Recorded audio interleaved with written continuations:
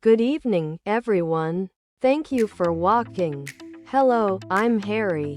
I'm Japanese and currently living in Bangkok. Today, I'd like to introduce my DIY iPhone, a self-made iPhone. Many of you might think there's no way you can make an iPhone yourself. But it's actually possible. I've been using my DIY iPhone for several years now. The purpose of this video is not to recommend DIY iPhones to everyone.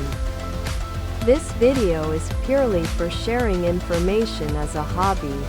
If you decide to take on this challenge, please use it only for yourself or your family. If your goal is to sell or resell it, that's not what DIY is about.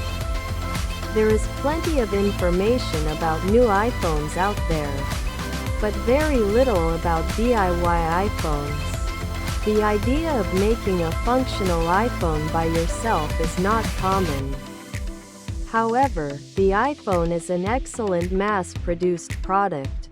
The quality of each component is high, and the assembly is simplified into units, making it easy to put together.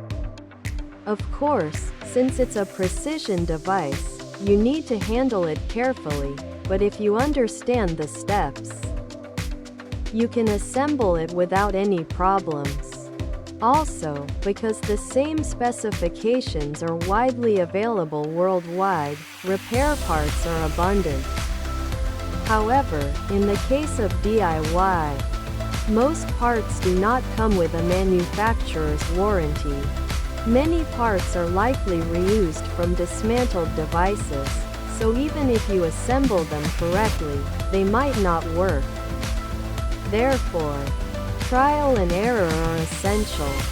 Currently, DIY iPhones do not come with a manufacturer's warranty and are difficult to resell, especially in Japan.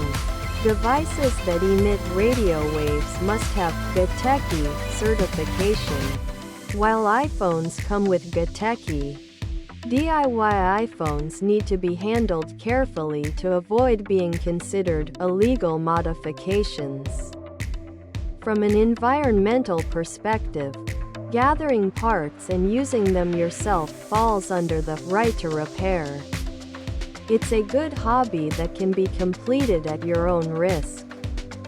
There might be critical opinions or lack of interest, but even if a few people think, I want to try making it myself, I'd be happy to share information with them.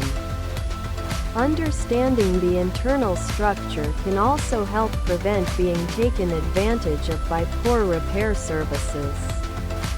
Especially for young people, I hope they can experience the sense of accomplishment from making something themselves and the motivation that comes from engaging with new technologies.